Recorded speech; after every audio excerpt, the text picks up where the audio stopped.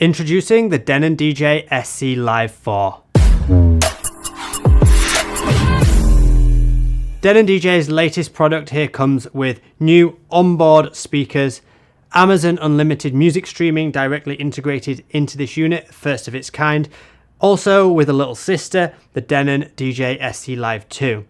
This, as you can see, has had a whole makeover compared to the Prime 2 and the Prime 4 series, with a much sleeker design and sleeker look.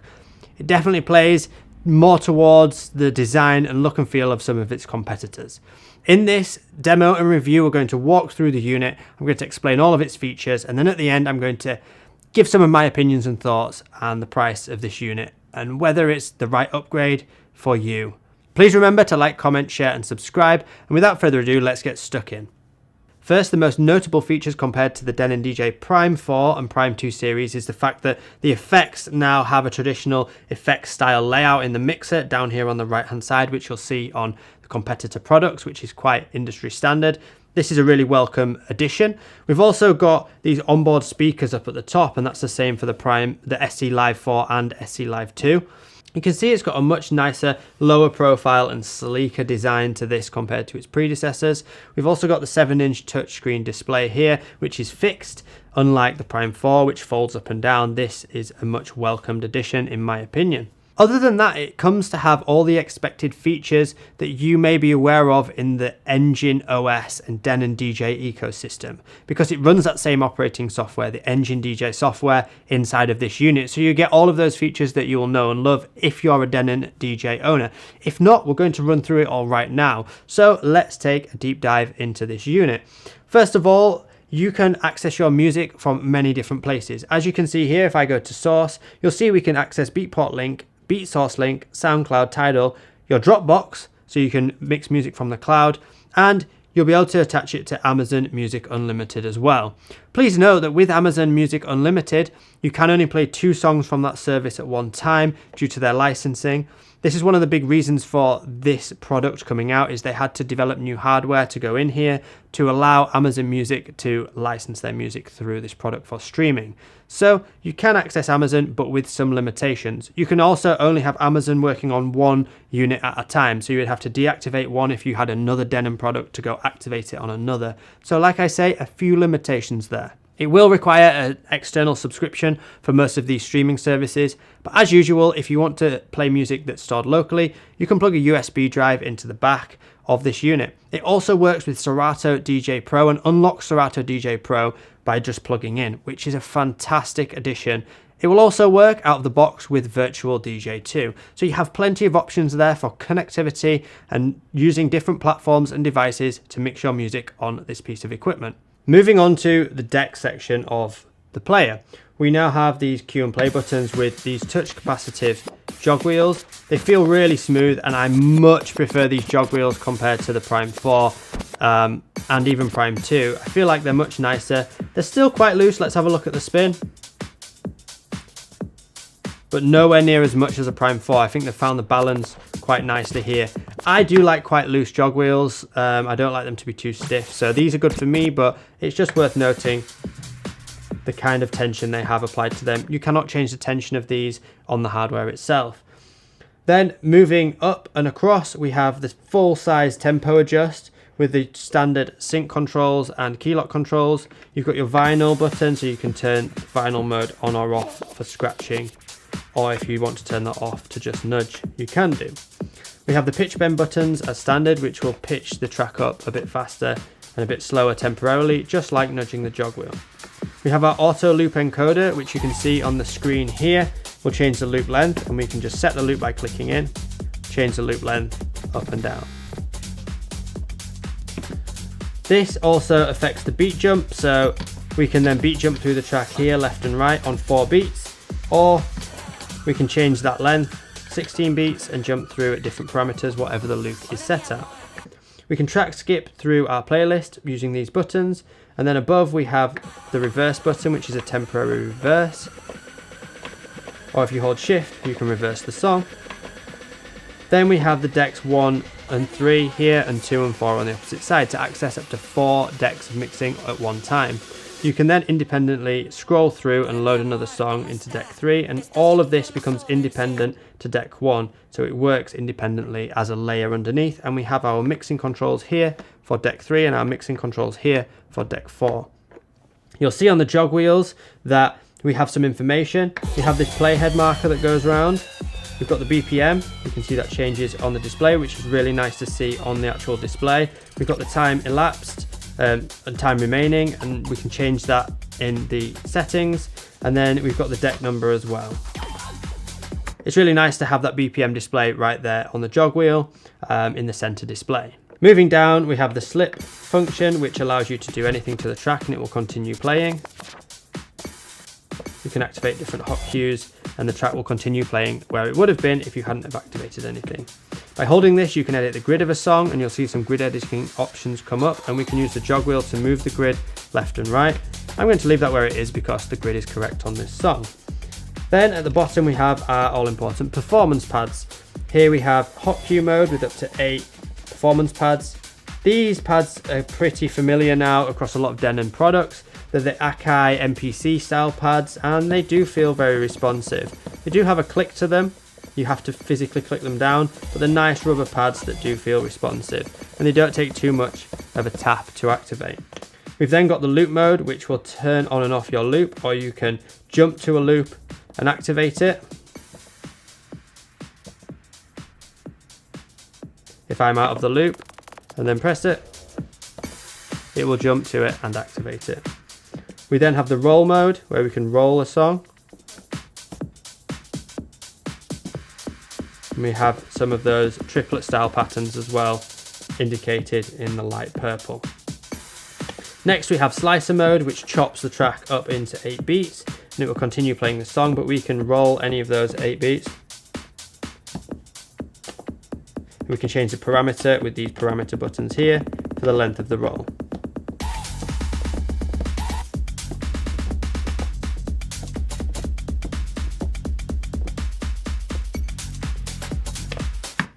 That covers the deck section. Those performance pads work great. They're pretty commonplace across a lot of DJ equipment now, especially the cues and loops are those features that you really want easy access to, and they're easily accessed here on the deck side of the equipment. Coming to the mixer section of the unit, we have the commonplace 3-band EQ with the lows, mids and the highs. You can change the settings of these on board the menu settings in the SC Live 4, so you can have a total kill if you want, or here we've got, I think, minus 26 dB. Then we've got our trim level on the top. The up faders feel really nice. They've got a good tension to them. And the crossfader has a decent tension too. These feel, again, much better than the predecessors in my opinion, in my personal opinion. I feel like they are much nicer to mix with and to cut in with when scratching. We've got our crossfader assigns just below, all pretty standard stuff across the mixer on here. Then let's have a look over at the sweep effects. We've got the filter by activating here. There you can hear what the filter sounds like and its resonance. The noise.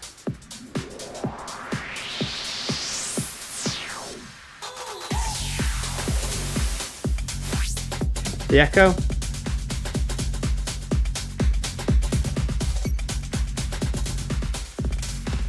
And that works post fader. And then the wash, which is a bit like an echo out.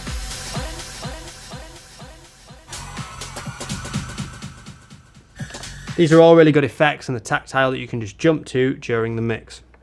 We then have our mic 1 and 2 controls. Mic 2 can double up as an aux input instead, so you could run like a mobile phone or some other sound source into the unit and control the level independently here. We have our headphone controls with a cue mix and the level, and a split cue button just below. Then at the top we have these onboard speakers or booth monitors. So if you've got external speakers plugged in, you could just double them up and use them as a booth monitor. If you're at a party or an event where your speakers are facing away from you, you've then got direct monitors facing towards you to help you mix and stay on time. Or if you've just got this set up in your bedroom and you don't have external monitors, you can just use the onboard speakers so it doesn't take up more room. And let's have a listen to how these speakers sound. So I'm going to turn the main volume off. I'm going to play this song. Let's go towards sort of the drop, turn it on, and I'm just going to play it through the camera the microphone that I've got here.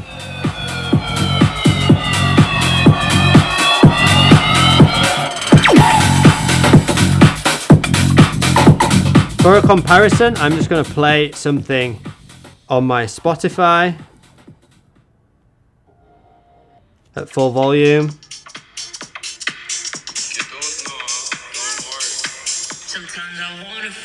Then the other one.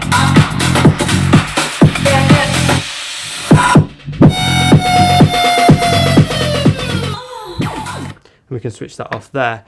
I will say they've got a good low end to them. They are quite powerful. You're not going to throw a party with them. As soon as you get a few people talking, they will be drowned out. So this is very much for personal use or for just that extra bit of a booth monitor if you're playing in a louder environment. But they will go loud enough to kind of give you that direct source. But like I say, you're not throwing a party with them. They just sound pretty good, you know, for you to practice mixing with. So that's quite nice that they're on board there. Then moving across, we've got this new style effects channel, which if you've used any of the competitors' products before, you'll be quite familiar with this layout. If not, let me just show you through it. So if we've got a track playing,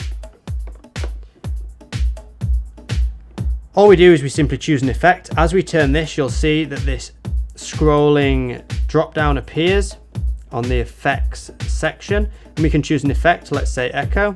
We can choose the beat fraction here. We've got 16th, 32, 64th, up to 8th, quarter, half, 3/4, 1. Let's put it on 3/4, and then we can turn the effect on here, and then bring the wet and dry knob up. Put it onto channel 2 would help. Turn the effect on.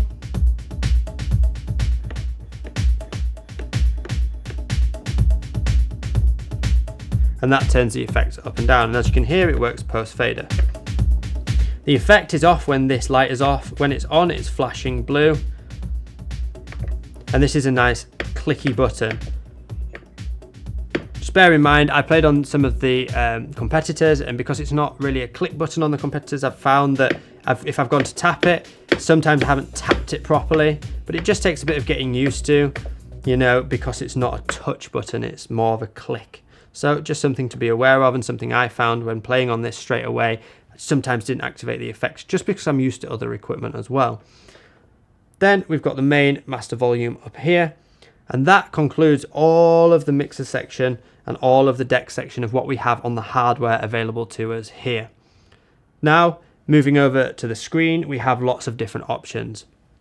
Going into view, you can see we can touch down here and have the prepare folder, a history folder. We've got just a folder of files on, say, a USB drive, but what I'd recommend is exporting music through the Engine DJ software on your computer if you're using locally stored music, so you can get all of your information directly there nice and quickly. You can then choose different sources, like I said, from different streaming partners, and load tracks directly that way. You can search through your music using the search icon here, or you can search through streaming partners as well. Next, we have the menu option, which has loads and loads inside there.